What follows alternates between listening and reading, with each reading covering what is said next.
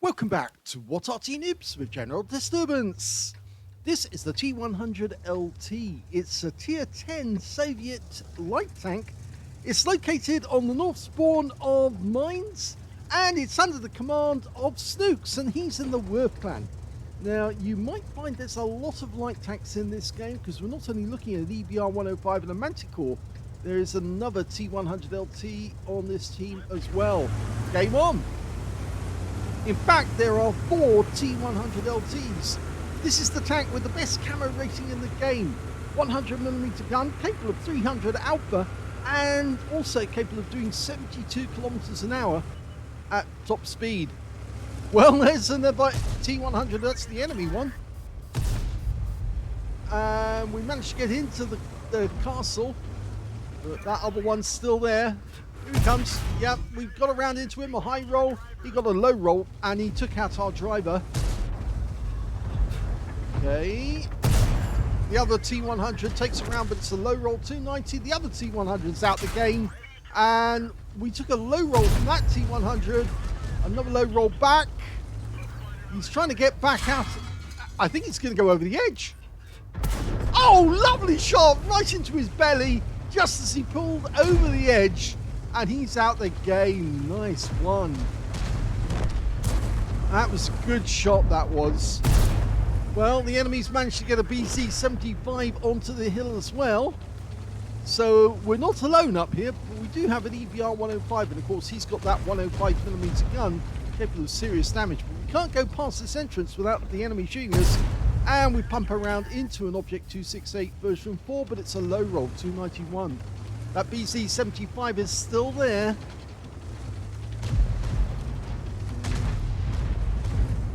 This is awkward because he has a lot of health, and if we pop round, we're going to take a big round, so we're better off actually staying here. Oh, we've got a Super Conk. Hello, Mr. Super Conk. Oh, we only got him in the tracks. So that shell didn't make it all the way through the tracks, but stopped at them. The EBR is sort of like maintaining his position. Here he comes. One into the side. Makes him a one-shot for the EBR, who can now move behind him. Oh, he dipped his ground. And that's a kill. The EBR finished him off. It was, the EBR didn't bluff his shot. He actually got it bang on.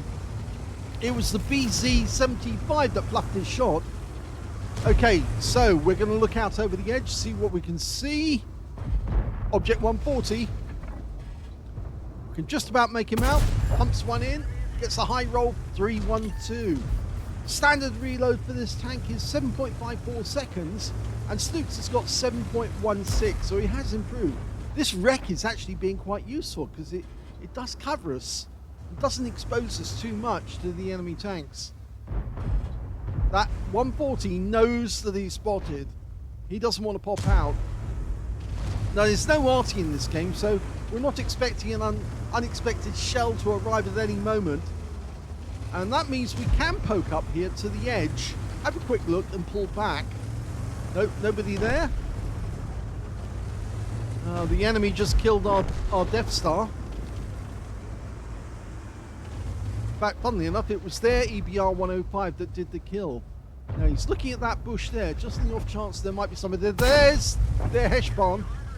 He takes a low roll, 295, but we were spotted, so we have to pull back. And that 140's back to his perch. So we can go this side of the castle. You can never go this side of the tower if there's Arty in the game. It's more than likely you'll get hit by an Arty round, which will devastate you. Because, of course, it will direct hit. I've hit tanks that actually have gone in front of this tower, and it normally just finishes them off because the shell will penetrate. Remember, tier 10 game, this one. That's just an all tier 10 game. Now, we're guessing he's still there. So he pumped around in anyway. All the enemy team have been spotted. And, oh, that 268 version 4 is popping up and he's coming in. Okay. We've loaded the APCR. We tracked him. He's turning to face us, so we'll come around because we're going to take a hit anyway if we don't.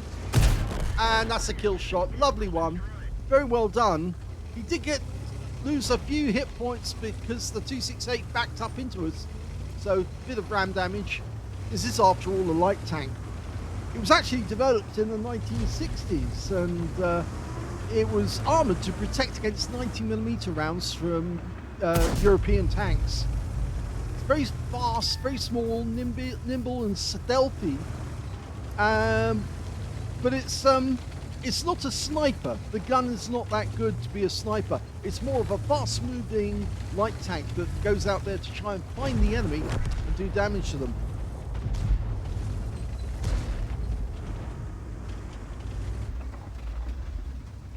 Oh, there he is. And he takes another round. It's a high roll. Our Manticore's getting close now. We're sticking around because he's on the move. Nice one. Another penetration for 270, but it was a low roll. Can we get another hit? He's going to try. Yes, he does. He gets that one into the engine bay for a high roll, 325. But I don't think there's anything more we can do there for the moment. The Manticore's still sitting on that corner, though. We have got other enemy tanks in sight. Unspotted now. Hashbarn's gone. He was taken out by our T-100 LT, would you believe it? Okay. Biz 55. Takes one in the engine bay. Oh, he just killed our Object 430U. That's why he was preoccupied. But we pump another one into him, and that's a kill shot. 109 hit points, but it takes him out of the game, and it gives Snooks his second kill of the game. Okay. Oh, he's coming in. Nice one, right into the side, but remember, he's got an autoloader, 3 105mm shells, and Snooks is... Oh, he was trolling him there to get the third kill. He literally trolled him. He actually pushed up against him to make sure that the AMX-13 105 shots did not go into his teammate. And, oh, that worked very well indeed, because he held the guy there and was pushing him out of his aim so that he could actually then pump the round in when he was ready, and he's protected his teammates. So that's double tasking there, or multitasking, stopping the enemy from shooting at your teammates as well as getting a kill shot in. Okay, pumps another one into the hash barn. It was a high roll for 307. Hash barn's headed over that corner again. He's trying to get position on him. Yeah, Hashbarn doesn't want to come out from behind that rock. He knows it's dangerous. Yes, we did lose a few tanks in the game so far. We're one up on the enemy. There's only 4 left on their team. As you can see on the mini-map, yeah, quite a few tanks have gone down. The Manticore's pulling back, even though he's full health. Could be necessary, that 105mm gun. Oh, he's still taking fire, the Heshbarn. And I think that might have been from the Manticore, actually. It could be the Striv, though. The Striv's just taken some damage. I think that may have been either their EBR 105 or their M454.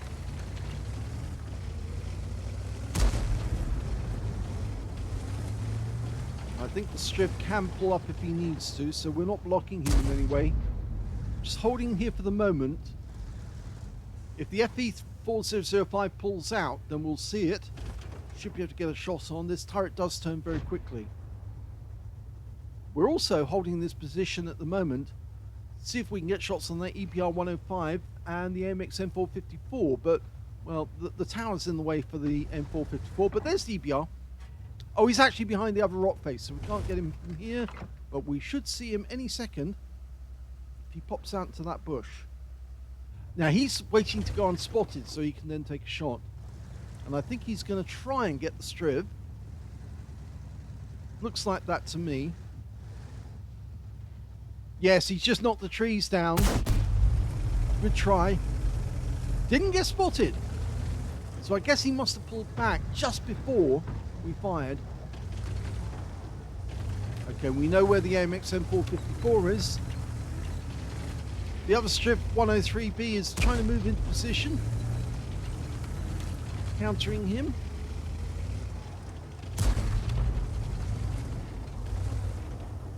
Okay, we've got 2 tanks on the middle island, E100 and the Manticore. They're being held up by a Monkey King. It's one of the new tanks that came out recently. I believe it was in the auction, first tank to be sold.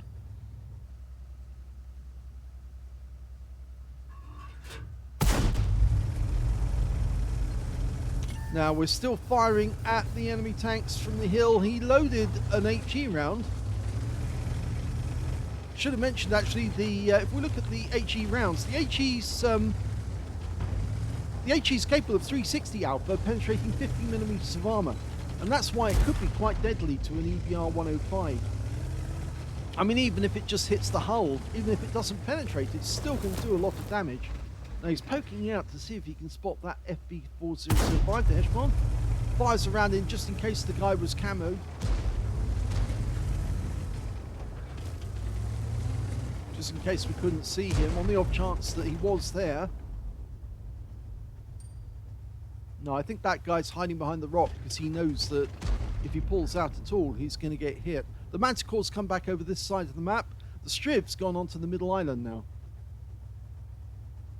The problem is they can't push forward without the AMX M454 taking a shot into their sides as they do.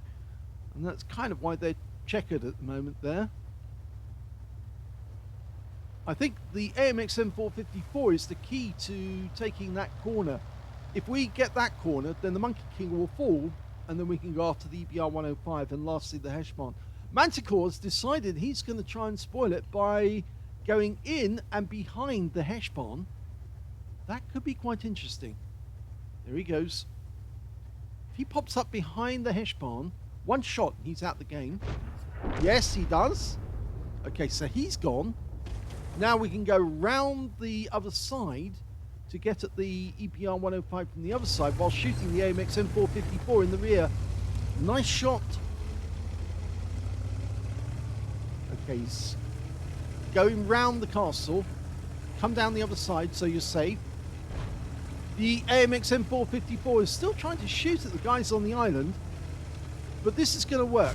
Oh, whoa, whoa, whoa, whoa, driving. Yeah, I think he was too distracted about what he was going to do there. Sometimes you take your, not your fingers off the controls, but you set the thing on automatic and then you try and do something or type, and it can actually cause a bit of a problem because then you drive into walls or over obstructions. I've seen people flip their vehicles doing it that way. Okay, now he's going to come up here, but the EBR is in sight of us. The Manticore's holding him in check at the moment.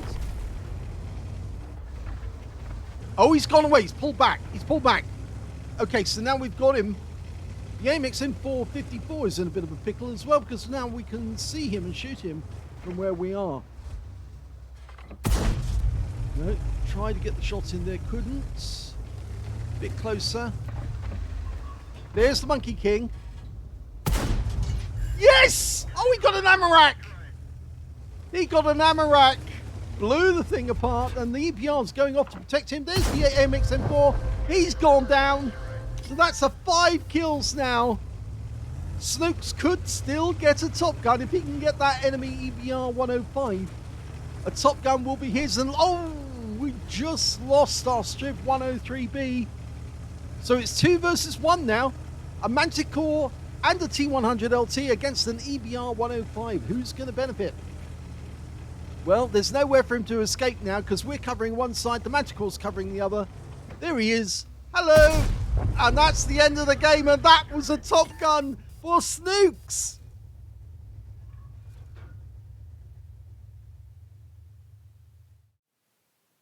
Well, that was a great result at the end of that game. 3 light tanks at the end, and Snooks came out on top. He got an ace tanker out of that game. Not the first one he's had them before. He got a demolition expert because he blew apart the Monkey King. And he also got a fight for effect for doing more damage than hit points to his own vehicle. A duelist for taking down 2 tanks who damaged him. A bruiser medal for getting at least 5 critical hits. He got 12.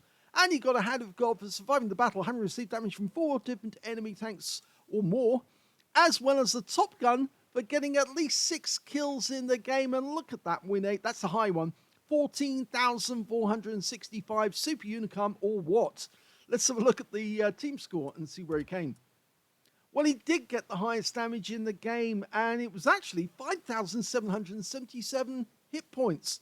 But there's no high caliber. Now, I can only surmise that either he didn't get 20%, or accidentally one of his shots actually hit one of his own teammates, and that's why he accidentally got disqualified. But the second highest damage in the game was the FE4005 on the enemy team, or at least one of them, I think the one that survived the longest. He got 5,708 hit points of damage. And the third highest was the AMX M454, the one that was killed at the end by Snooks. He got 4,597 hit points of damage. When it came to kills, it was Snooks. Yep, 6 kills went for him. 5 kills went to the EBR-105 on the enemy team, the one that they were chasing down right at the end. And 3 kills went to the AMX M454 on the enemy team. And also to that Manticore, who was taking a lot of risks, but he was actually very, very instrumental in getting that end game to work, because he came up behind that FE4005 and shot him at close range with a 105mm, which there was no way the FE4005 could survive.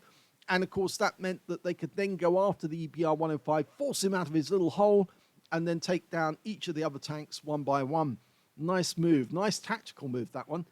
When it came to base XP, Snooks has got that one as well with 1,366, and in fact, he's the only one to get over 1,000 base in that game, so it means he's got the top in all 3 columns, with the next highest person being the EBR-105 on his own team with 967, followed by the Manticore, who got 921. He fired 31 rounds of 100mm ammunition. You only get 43 rounds ammunition in the game, so he still had 12 rounds spare at the end. 23 direct hits on the enemy, 22 penetrations, and 5,777 hit points, of which 1,413 were at more than 300 meters. So the majority of the damage was done at close range in the castle grounds. He did receive 4 hits, and all 4 were penetrations. The armor on this tank is very, very negligible. Front of the turret is 180mm, front of the hull's 90mm, but the rest of the tank is only 40mm armor, so if they hit you anywhere else, more than likely it's going to go straight through. 2 enemy vehicles spotted, 13 enemy vehicles damaged, 6 kills, so there was only 2 enemy vehicles he didn't touch in the entire game. So he must have touched, yes, most of them. 468 hit points of spotting assist, and he got 1 defense point because he killed the EBR-105 when it was still in his cap.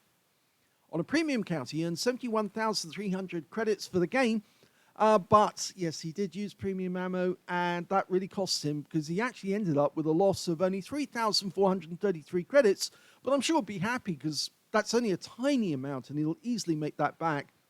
7 bonds because it was tier 10, 2,049 for the game XP, times 2 for the first victory, 4,098 experience points altogether. So what a great game in the T-100 LT. I'm glad he sent this one in. It was a bit of a tactical game at the end to know who's going to make the mistake, who was going to actually be vulnerable, and nicely worked out by the Manticore. But, Snooks had a great role in that game in keeping that castle in the possession of his team. I know a lot of people call it the hill, actually, but, it is a castle, actually, the castle grounds. But he did a fantastic job up there, and more credit to him because he was just about everywhere, putting in a great performance. And you don't often see a T-100 LT doing what he did in this game. And it's nice to see a light tank performing really well. If you enjoyed that replay, please give this video a like, do subscribe to our channel, leave a little comment down below because it feeds the algorithm, and thank you for watching.